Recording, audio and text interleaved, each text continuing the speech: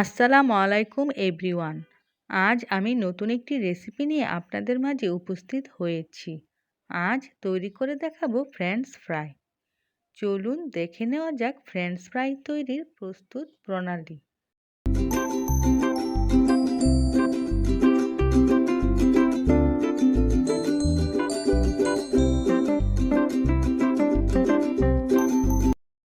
French fry তৈরির জন্য প্রথমেই নিয়েছি বড় সাইজের 5টি আলু। আলুর খোসা ছাড়িয়ে লম্বা ফালি করে কেটে নিয়েছি। আলুগুলো 30 মিনিটের জন্য পানিতে ভিজিয়ে রেখেছি। এ পর্যায়ে আলুগুলো ভালো করে ধুয়ে পরিষ্কার করে নিয়েছি। এ পর্যায়ে একটি হাঁড়িতে গরম পানি করে নিয়েছি। গরম পানির সাথে দিয়ে দিয়েছি 1 চা চামচ পরিমাণ লবণ। ফুটন্ত গরম পানিতে দিয়ে দিয়েছি আলুগুলো। 3 মিনিট সময় ধরে আলুগুলো সিদ্ধ করে নিতে হবে।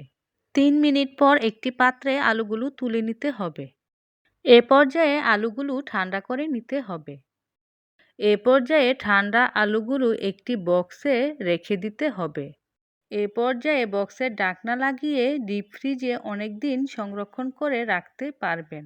এ পর্যায়ে 2 ঘন্টার জন্য ডিপ ফ্রিজে রাখলাম। 2 ঘন্টা পর ডিপ ফ্রিজ থেকে নামিয়ে নিলাম। এ পর্যায়ে ফ্রাই প্যানে তেল দিয়ে দিলাম। আলুগুলো ডুবো তেলে ভাজতে হবে, তাই তেলের পরিমাণ বাড়িয়ে দিতে হবে। তেল হালকা গরম হলে আলুগুলো দিয়ে দিতে হবে।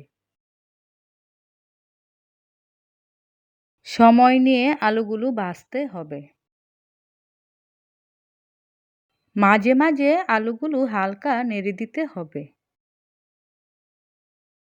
ফ্রেঞ্চ ফ্রাইগুলো ভালো করে ভাজা হলে একটি পাত্রে তুলে নিতে হবে।